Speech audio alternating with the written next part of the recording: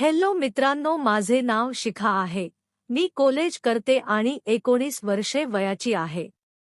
मला माहिती आहे आणि मी आधी 4 ते 5 वेळा सेक्स केले आहे. माझे फिगर आहे, माझी गादी एकदम गोल आहे आणि बॉल टाईट आहे. आम्ही यूपीच्या एका गावात राहतो. माझे वडील शेती करतात. माझ्या भावाचे वय 20 आहे आणि तो डिग्रीच्या पहिल्या वर्षात शिकतो. तो दिसायला स्मार्ट आहे आणि त्याची उंची आहे. थंडीचे दिवस होते आणि शेतात ऊस उभा होता. सकाळी 8 वाजत आले होते आणि आम्ही दोघे शेताकडे निघालो आणि सगळीकडे धुके पसरले होते आणि दूरचे काहीच दिसत नव्हते. मग अचानक भाऊ म्हणाला की तू चल, मी येतो. मी विचारले काय झाले. तो म्हणाला मला शी करायची आहे, तू चल. मी भाऊ, मला एकटी भीती वाटते. भाऊ तर तू दुसरीकडे तोंड फिरव. मी ठीक आहे. मी दुसरीकडे तोंड केले आणि मला भाऊची चैन उघडण्याचा आवाज आला आणि मग शीची आवाज खूप जोरात येऊ लागली.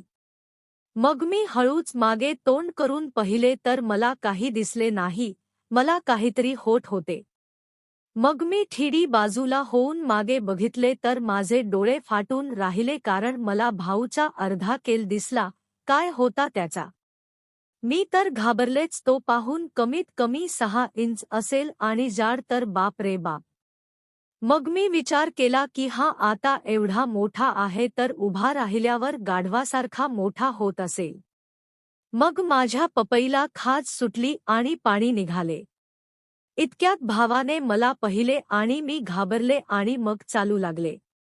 मला माझीची खाज सतवत होती म्हणून मी सारखे तिला चालत चालत घासू लागली.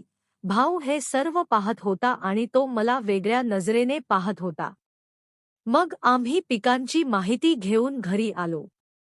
दुसऱ्या दिवशी मी कॉलेजला गेले आणि मी ही गोष्ट माझ्या सर्वात चांगल्या मैत्रिणीला सांगितली तर ती माझ्या भावाच्याची साईज ऐकून हैराण झाली आणि म्हणाली की आता पुढाकार घे आणि भावाकडून घे. घरची गोष्ट घरातच राहील आणि तुला एवढा मोठा मिळेल. पण तुझे काम झाल्यावर तुझ्या भावाबरोबर माझी सेटिंग लाव. मग मी विचार केला की ती खरे सांगत आहे आणि मी पुढे करायचे ठरवले. पुढच्या दिवसापासून प्रॅक्टिकलच्या तयारीसाठी 1 आठवडा सुट्टी होती. मग मी सकाळी तयार होऊन भावाबरोबर शेतात गेले. मग आम्ही बोरवेलच्या खोलीत गेलो, कारण थंडी खूप होती. मग भाऊ म्हणाला की मी आता शी करून येतो आणि तो मागच्या बाजूला गेला. त्या बाजूला भिंतीची एक वीट निघाली होती तर मी पटकन त्यातून पाहू लागली. भावाला माहीत होते की मी त्याला पाहत आहे म्हणून तो सरळ त्या भिंतीच्या होलच्या समोर उभा राहिला आणि पेंट उघडून चड्डीतून बाहेर काढला.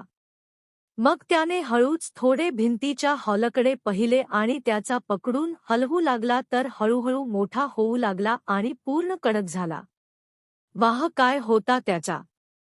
कमीत कमी 8 इंच लांब आणि 3 इंच जाड. माझी तर पपई रडू लागली आणि माझा हात आपोआप गेला.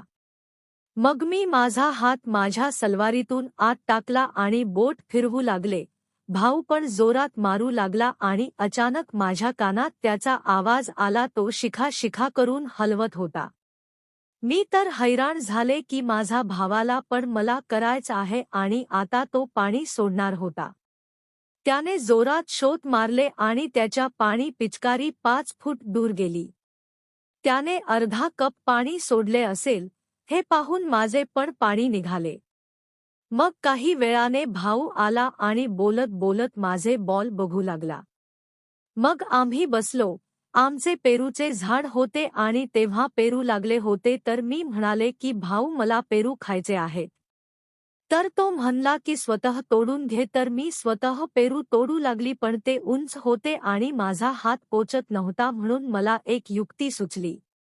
मग मी म्हणाले की भाऊ, मला थोडे वर उचल. मग मी पेरू तोडते तर तो माझ्याकडे येऊन माझी कमर पकडून मला उठवू लागला.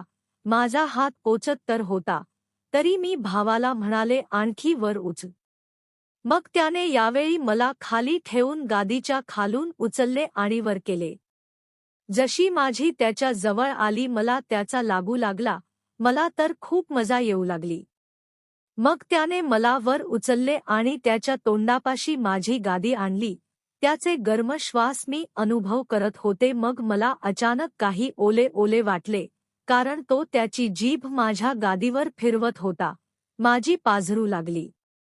मग मी पेरू तोडला तर तो मला खाली ठेवू लागला आणि खाली येताना त्याच्या माझ्या गादीत कपड्यावरून घुसू लागला आणि खाली येताना मला त्याचा दाब जाणवू लागला.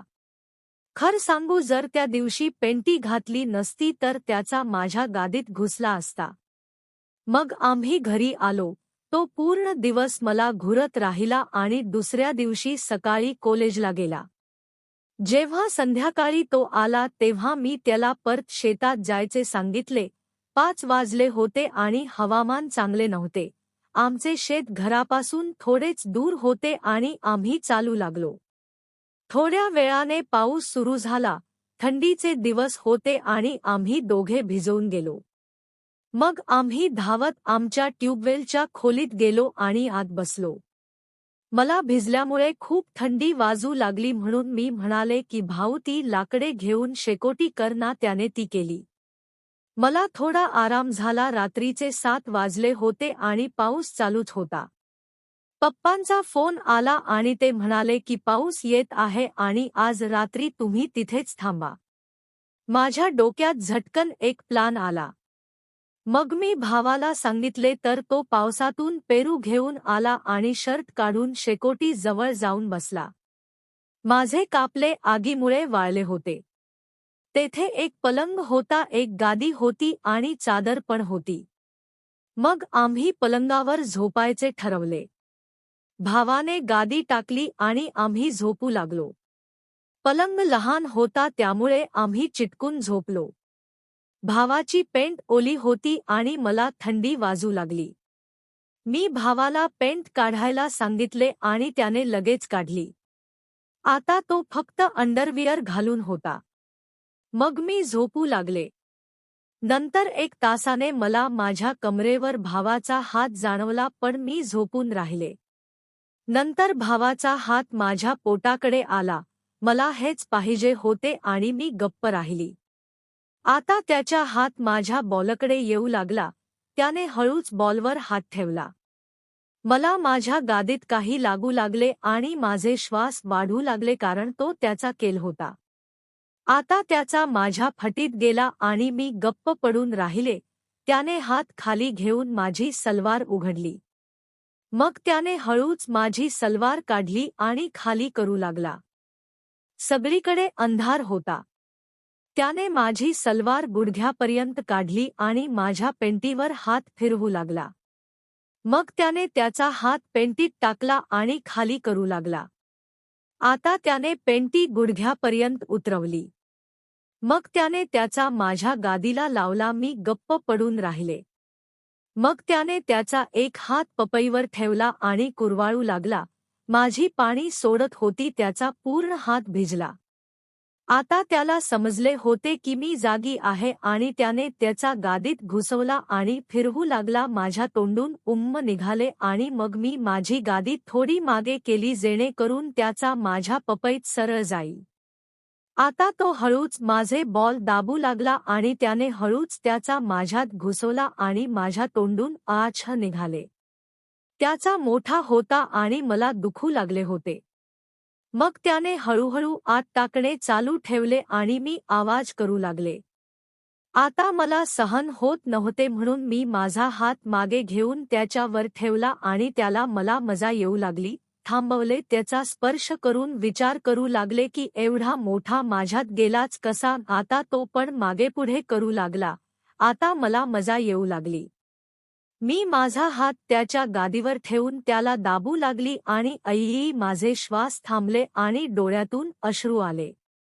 मग मला वाटले की माझी फाटून गेली. त्याचा पूर्ण माझ्या आत गेला होता आणि मी जोरात आवाज करत होते आणि तो माझे बॉल जोरात दाबू लागला आणि थोड्या वेळाने माझे दुखणे कमी झाले. आता तो त्याचा हत्तीसारखा आत बाहेर करू लागला. आता मी स्वर्गात होते. आह मला मग भाऊ पण मला जोराने ठोके देऊ लागला आणि पूर्ण रूममध्ये ठवठवठचा आवाज येऊ लागला, कारण तो गादीला आदळत होता. आता त्याने मला सरळ केले आणि पाय फासटून माझ्यामध्ये आला आणि माझ्यावर झोपला. त्याचा सरळ सेट होत नव्हता. मग मी खाली हात करून त्याला त्याची जागेवर लावले आणि त्याने एका झटक्यात आत टाकला.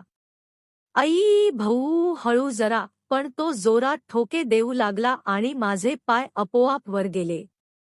मग असेच 30 मिनिट त्याने मला यावेळी मी 3 वेळा पाणी सोडले होते. अचानक त्याची स्पीड वाढली. ओह भाऊ, मी येत आहे. मी त्याला चिकटले आणि माझी त्याच्या लावू लागले आणि इतक्यात त्याने पाणी सोडले आणि माझी भरली. आता मला खरे वाटले की मी कळीतून फुल झाली आहे. मग आम्ही पडून राहिलो आणि झोपलो. आता जेव्हा आम्हाला चान्स मिळतो तेव्हा आम्ही करतो आणि खूप मजे करतो.